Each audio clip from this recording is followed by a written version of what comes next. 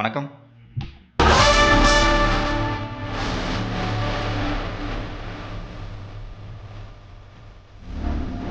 சாதிவாரி கணக்கெடுப்பு. மக்கள் தொகையை கணக்கெடுக்கும்போது சாதிவாரியாக கணக்கெடுக்கிறது தான் இடஒதுக்கீடுக்கு சரியான ஒரு தீர்வாக இருக்கும். சரியான சமநீதி, சமூக நீதியை நிலைநாட்ட முடியும் அப்படின்ட்டு தமிழக வெற்றி கழகத்தோட முதல் மாநாட்டில் தலைவர் விஜய் அவர்கள் அறிவிச்சிருந்தாங்க. அதன் பிறகு தமிழக வெற்றி கழகத்தோட முதல் செயற்குழு கூட்டத்திலையும் தீர்மானம் நிறைவேற்றப்பட்டது. அதன் பிறகு அறிக்கையில் கூட திமுக அரசு செய்யணும், ஒன்றிய அரசையே இவங்க குற்றச்சாட்டு வச்சுட்டு இவங்க செய்யாமல் இருக்காங்க அப்படிங்கிற விமர்சனத்தையும் வச்சுருந்தார். தமிழ்நாட்டை பொறுத்த வரைக்கும் திமுக அரசு ஏன் செய்யலைன்னா அது ஒரு அரசியல் ரீதியான காரணங்கள் இருக்கலாம். அரசியல் ரீதியாக இங்கே இடஒதுக்கீடுங்கிறது முக்கியமாக கல்வியிலையும் வேலைவாய்ப்புலையும் இங்கே எல்லா சமூகங்களுக்கும் வாய்ப்பு கொடுக்கணும் அப்படிங்கிறதுக்காக இடஒதுக்கீடு.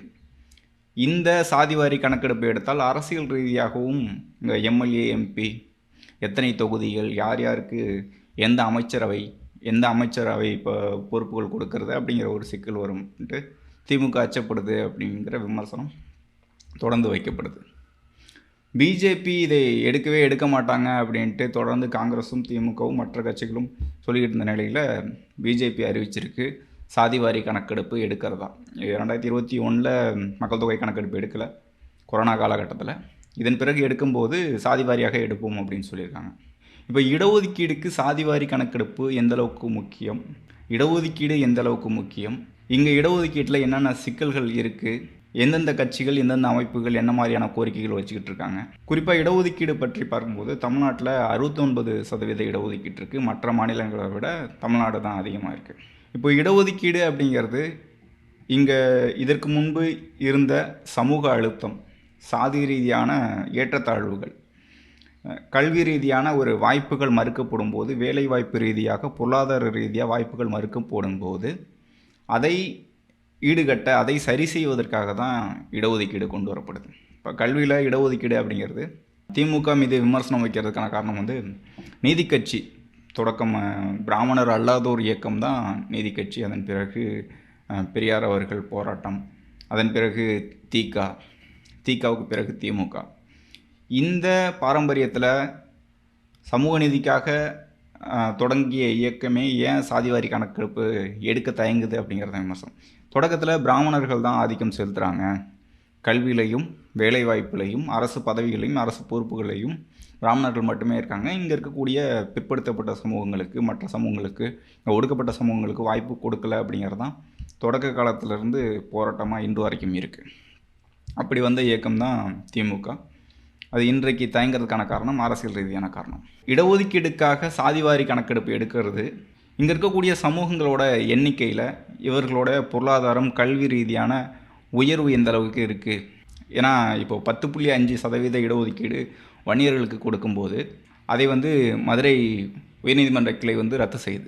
உச்சநீதிமன்றம் போகும்போது அந்த ரத்து நீடிக்கும் அப்படிங்கிற மாதிரி, ரத்தை தடை செய்ய முடியாது அப்படிங்கிற மாதிரி தீர்ப்பு வந்துடுது. இந்த 10.5% இடஒதுக்கீடு வன்னியர்கள், பாட்டாளி மக்கள் கட்சி, வன்னியர் சங்கம் தொடர்ந்து போராட்டம் 1980 காலகட்டங்கள்லேருந்து 89க்கு தான் அது கிடைக்கிது. 20% இடஒதுக்கீடு அப்படின்னு சொல்லும்போது எம்பிசி அப்படிங்கிற ஒரு புதிதாக ஒரு பட்டியல் உருவாக்கப்பட்டு அதில் 108 சமூகங்கள் கொண்டு அதற்கு 20% இடஒதுக்கீடு கொடுக்கப்படுது. இப்போ இந்த இடஒதுக்கீடு அப்படின்னு பேசும்போதே பாட்டாளி மக்கள் கட்சியையும் வன்னியர் சங்கத்தையும் தவிர்த்துவிட்டு தமிழ்நாட்டில் இடஒதுக்கீடு பற்றி பேச முடியாது. கல்வி, வேலை வாய்ப்பில் இடஒதுக்கீடு வேண்டும், அப்போ தான் இந்த சமூகம் பொருளாதாரமாக முன்னேற முடியும், இந்த சமூகம் மேலே வர முடியும் அப்படின்ட்டு போராடிய இயக்கம், போராடிய கட்சி, சங்கம் தான் வன்னியர் சங்கம், அதே மாதிரி பாட்டாளி மக்கள் கட்சி. தமிழ்நாட்டை பொறுத்த வரைக்கும் 69% இடஒதுக்கீடு அப்படிங்கிறது 30% பிசிக்கும், எம்பிசிக்கு 20%, எஸ்சிக்கு 18%, எஸ்டிக்கு 1%, இந்த 69% தாண்டி மற்றது ஜென்ரல் கேட்டகரி. இப்போ குறிப்பிட்டு இதிலே உள் இடஒதுக்கீடு இருக்குது. இந்த பிசியில் இருக்கக்கூடிய 30%ல் 3.5% பிசிஎம் முஸ்லீம்களுக்கும், எஸ்சியில் எஸ்சிஏ அருந்ததியருக்கு 3% இடஒதுக்கீடு இருக்குது, எஸ்டிக்கு 1%. இப்போ இதுதான் இடஒதுக்கீடு தமிழ்நாட்டை பொறுத்த வரைக்கும். இதில் வன்னியர் சமூகத்திற்கு 20% தனி இடஒதுக்கீடு வேண்டும் அப்படின்ட்டு அவங்களோட தொடர் போராட்டம். இப்போ கொடுக்கப்பட்டாலும் மக்கள் தொகை அடிப்படையில் எந்த அளவுக்கு இருக்காங்க, கல்வி ரீதியாக அவர்கள் எந்த அளவுக்கு உயர்ந்திருக்கிறாங்க, அரசு வேலைகளில் எந்த அளவுக்கு வன்னியர் சமூகம் இருக்குது அப்படிங்கிற ஒரு எந்த டேட்டாவுமே இல்லாமல் கொடுத்துட்டீங்க அப்படின்ட்டு தான் அது ரத்தாகிருக்கு. இப்போ அதனால தான் பாட்டாளி மக்கள் கட்சியும் வன்னியர் சங்கமும் தொடர்ந்து கேட்குறது சாதிவாரி கணக்கெடுப்பு அப்படிங்கிறது தான். இங்கே இருக்கக்கூடிய பல்வேறு கட்சிகளும் பல்வேறு இயக்கங்களும் சாதிவாரி கணக்கெடுப்பு வந்து கேட்டுக்கிட்டு தான் இருக்காங்க. ஏன்னா ஒட்டுமொத்தமாக எத்தனை சதவீதம் மக்கள் இருக்காங்க, அவர்கள் எந்த அளவுக்கு கல்வியில் முன்னேறி இருக்காங்க, எந்த அளவுக்கு வேலை வாய்ப்புகளில் இருக்காங்க அப்படின்னு தெரிஞ்சாதான் அடுத்த கட்டமாக இந்த சமூகத்தை முன்னேற்ற முடியும் அப்படிங்கிறது தான் இந்த இயக்கங்கள் கேட்கறதுக்கான காரணம். குறிப்பிட்டு திமுக என்ன செய்யும்னா, திமுக கூட்டணியில் இருக்கிற வரைக்கும் அது சமூக நீதி இயக்கமாக பார்க்கும், கூட்டணியில் இல்லாத போது அது சாதி கட்சியாக பார்க்கும்.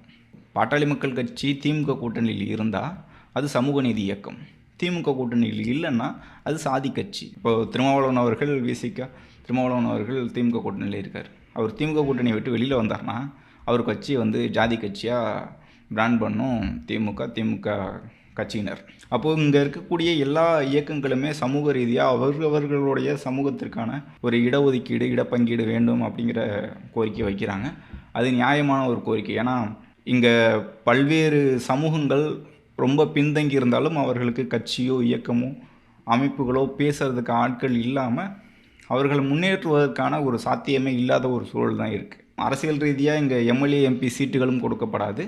அதே மாதிரி கல்வியிலையும் வேலைவாய்ப்புலையும் இங்கே இடஒதுக்கீட்லேயும் சரியான இடம் கிடைக்காம இதுவரைக்கும் தமிழ் சமூகம் திணறிக்கிட்டு இருக்கு அப்படின்னு சொல்லலாம்.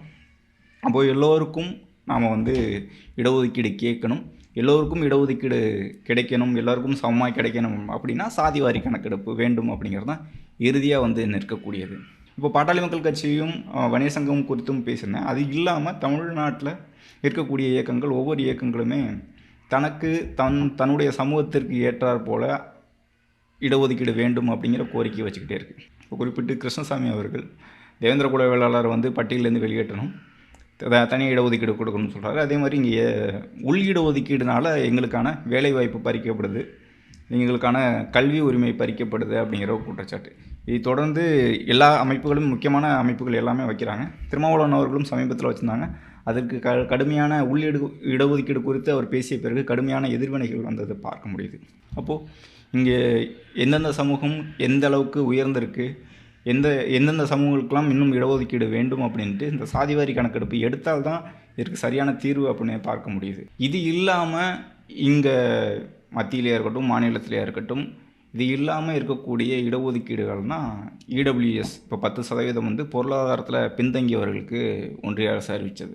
அது மட்டும் இல்லாமல் மற்ற மாநிலங்களில் எந்த மாதிரி இடஒதுக்கீடுகள் இருக்குது, மற்ற மாநிலங்கள் எப்படி இந்த சாதிவாரி கணக்கெடுப்பு அப்படிங்கிறத பார்க்கும்போது இப்போது கர்நாடகாவில் 1% திருநங்கைகளுக்கு கொடுத்துருக்காங்க. மத்திய அரசை பொறுத்த வரைக்கும் அதில் இருக்கக்கூடிய இடஒதுக்கீடு வந்து 40.5% வந்து ஜென்ரல் கேட்டகரிக்கும், எஸ்சிக்கு வந்து 15%, எஸ்டிக்கு 7.5%, இடபிள்யூஎஸ் பொருளாதாரத்தில் பின்தங்கியவர்களுக்கு 10%, ஓபிசிக்கு 27%. இதுதான் வந்து ஒன்றிய அரசோட இடஒதுக்கீடாக இருக்குது. இங்கே சரியான கணக்கெடுப்பு இல்லாமல் இங்கே சாதி ரீதியாக மக்கள் தொகை வந்து கணக்கெடுக்காமல் இங்கே இடஒதுக்கீடு கொடுக்கறதுங்கிறது ஒரு கேள்விக்குறியாகவே இருக்கும் அப்படின்னு பார்க்க முடியுது. ஏன்னா இந்த சமூகம் அதிகமாக இருக்குது கம்மியாக இருக்குது அப்படிங்கிற பிரச்சனை வந்து ஓடிக்கிட்டே இருக்கும். அப்போது அரசு வந்து இந்த சாதிவாரி கணக்கெடுப்பை எடுத்தால் தான் வந்து சரியான இடஒதுக்கீடு கொடுக்க முடியும். காங்கிரஸில் வந்து இடஒதுக்கீட்டுக்கு சாதிவாரி கணக்கெடுப்பு எடுப்போம்னு சொல்லியிருந்தாங்க. பிஜேபி அறிவிச்சிருக்கு. மற்ற மாநிலங்களில் பீகாராக இருக்கட்டும், தெலுங்கானாவாக இருக்கட்டும், கர்நாடகாவாக இருக்கட்டும், அந்த மாநிலங்களில் மாநில அரசே வந்து சாதிவாரி கணக்கெடுப்பு எடுத்துகிட்டு இடஒதுக்கீடு எப்படி கொடுக்கலாம் அப்படிங்கிற ஒரு ஆய்வுகள் போயிட்டுருக்கு. குறிப்பாக வந்து மராட்டியத்தில் 66% இடஒதுக்கீடு அப்படின்ட்டு அரசு அறிவித்து கொண்டு போகும்போது 50% தாண்டக்கூடாது. 1992 தீர்ப்பின்படி வந்து 50% அதை தாண்டி போகக்கூடாது அப்படின்ட்டு அதை ரத்து பண்ணாங்க. குறிப்பிட்டு தமிழ்நாட்டை பொறுத்த வரைக்கும் 69% இடஒதுக்கீடு இருக்குன்னு தொடக்கத்தில் குறிப்பிட்டிருந்தேன்.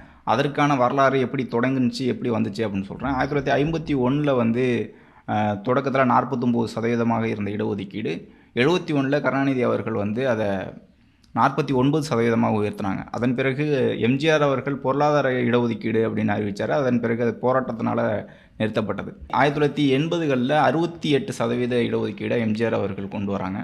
89களில் தான் பாட்டாளி மக்கள் கட்சி வன்னியர் சங்கம் வந்து போராட்டம் நடத்துது. வன்னியர்களுக்கான இடஒதுக்கீடு எம்பிசி அப்படிங்கிற ஒரு பட்டியல் உருவாக்கி அதில் வந்து 20% இடஒதுக்கீடு கொடுக்கப்பட்டது. 69% இடஒதுக்கீடு உயர்த்தப்படுது. எஸ்டிக்கு 1% கொடுத்து 92ல் இந்த தீர்ப்பு வருது. இடஒதுக்கீடுக்கு வந்து சிக்கல் வருது அப்படிங்கிற ஒரு காரணத்தினால 1994ல் வந்து தமிழ்நாட்டிலிருந்து 69% இடஒதுக்கீடை வந்து அரசியலமைப்பு சட்டம் 9வது அட்டவணையில் வந்து அன்றைக்கு இருந்த முதலமைச்சர் ஜெயலலிதா அவர்கள் வந்து கொண்டு வந்து சேர்த்திருந்தாங்க. இப்போ இதன் காரணமாக தான் மற்ற மாநிலங்களோட தமிழ்நாட்டில் இருக்கக்கூடிய இடஒதுக்கீடு அப்படிங்கிறது 69% இருக்குது. இப்போ இது வந்து இன்னும் சரியாக சமூகங்களோட அடிப்படையில் சமூக நீதி பார்வையில் வந்து எல்லா சமூகங்களுக்கும் இடஒதுக்கீடு போகணும், கல்வி ரீதியாகவும் வேலைவாய்ப்பு ரீதியாகவும் பொருளாதார ரீதியாகவும் எல்லா சமூகங்களும் முன்னேறணும் அப்படிங்கிறது தான் இந்த சாதிவாரி கணக்கெடுப்புக்கான ஒரு நோக்கமாக இருக்குது. இப்போ தமிழ்நாட்டை பொறுத்த வரைக்கும் பெயரளவில் இருக்கக்கூடிய சமூகங்கள், பெயரளவுலனா அதாவது பிசி, எம்பிசி, எஸ்சி, எஸ்டி அப்படின்னாவே இதில் அடுத்தடுத்த கட்டமாக இருக்கக்கூடிய சமூகங்கள் உண்மையிலே பின்தங்கி இருக்காங்க. மேலே இருக்கக்கூடிய சமூகங்கள், பெயரளவில் இருக்கக்கூடிய சமூகங்கள்லாம் வந்து பெரிய செல்வ செழிப்பில் இருக்காங்க அப்படிங்கிற ஒரு பார்வையே இருக்காது. இது ஒரு தவறான ஒரு பார்வை. இப்போ எல்லா சமூகங்களிலுமே வந்து பொருளாதார ரீதியாக பின்தங்கியவர்கள் இருக்காங்க, கல்வி ரீதியாக பின்தங்கியவர்கள் இருக்காங்க. இங்கே நிலம் ரீதியாக நிலம் இல்லாத சமூகங்கள் எல்லா சமூகத்துலையுமே இருக்காங்க. அப்போது எல்லா சமூகங்களையுமே வந்து சமமாக வந்து உயர்த்தணும் அப்படிங்கிறது தான் சரியான ஒரு சமூக நீதியாக இருக்கும். சாதி ரீதியான ஒரு பார்வையில் இந்த சமூகங்கள்லாம் வந்து உயர் பட்டியலில் இருக்குது, இது வந்து அடுத்த நிலையில் இருக்குது, இது இடைப்பட்டியலில் இருக்குது அப்படிங்கிற ஒரு பார்வையில் இடஒதுக்கீடு ரீதியாக கேட்கக்கூடிய கட்சிகளை, இயக்கங்களை வந்து இழிவாக சித்தரிக்கிறதுங்கிறது சரியான ஒரு போக்கு இல்லைன்னு நான் பார்க்குறேன். அப்போ எல்லா சமூகங்களுமே வந்து இங்கே உயர்நிலைக்கு அடையணும். எந்த சமூகமும் சாதி ரீதியாக தாழ்வு நிலையாக கீழே வந்து பார்க்கக்கூடாது அப்படிங்கிறது தான் முதல் குறிக்கோள். அதுதான் வந்து பிறப்புக்கும் எல்லா உயிருக்கும் அப்படின்ட்டு தமிழக வெற்றிக் கழகம் தொடக்கத்துலேருந்தே சொல்லிகிட்டு இருக்க ஒரு விஷயம். அப்போ இங்கே சாதி ரீதியாக எந்த சமூகங்களையும் ஒடுக்கக்கூடாது, அதே மாதிரி கல்வியிலையும் வேலையிலையும் பொருளாதாரத்திலையும் எல்லா சமூகங்களையும் மேலே கொண்டு வரணும் அப்படிங்கிறது தான் எல்லாரோடைய நோக்கமும் தமிழக வெற்றிக் கழகத்தின் நோக்கமும் அதுதான். இப்போ இதன் பிறகு எப்போது பிஜேபி அந்த சர்வே எடுப்பாங்க, எப்படி இடஒதுக்கீடு அடுத்த கட்டமாக நகரும் அப்படின்னு பார்க்கலாம். அதே போல் எல்லாருக்கும் எல்லாம் கிடைக்கணும், அதுதான் வந்து சமநீதி அப்படின்ட்டு தான் நம்மளுடைய பார்வையாக இருக்குது. எந்த ஒரு சமூகமாக இருக்கட்டும், மத ரீதியாக இருக்கட்டும், சாதி ரீதியாக இருக்கட்டும், யாரையும் ஒடுக்கக்கூடாது, எல்லா சமூகங்களும் மேலே வரணும் அப்படிங்கிறது தான். இங்கே சாதிவாரி கணக்கெடுப்பு எடுத்த பிறகு அரசியல் ரீதியான பெரிய ஒரு மாற்றம் வரும்னு பார்க்க முடியுது. இங்கே இதுவரைக்கும் கோலச்சக்கூடிய சமூகங்களை தாண்டி இங்கே வாய்ப்பு மறுக்கப்பட்ட சமூகங்களும் மேலே வரும். அவர்கள் எம்எல்ஏ ஆவாங்க, அவங்க வந்து அமைச்சர் ஆவாங்க, அவங்களுக்கு அமைச்சரவையில் முக்கியமான பொறுப்புகள் கொடுக்கப்படும், துணை முதலமைச்சர் ஆவாங்க, முதலமைச்சர் ஆவாங்க அப்படின்ட்டு இந்த சமூக நீதி வந்து அரசியலையும் பிரதிபலிக்கும் இந்த சாதிவாரி கணக்கெடுப்பு எடுத்தா அப்படிங்கிறது தான் இதில் நிதர்சனமாக தெரிய வருது. தொடர்ந்து இதே மாதிரியான பல்வேறு சமூக சிக்கல்களும் பல்வேறு அரசியல் நிகழ்வு குறித்தும் தொடர்ந்து பேசுவோம். நன்றி.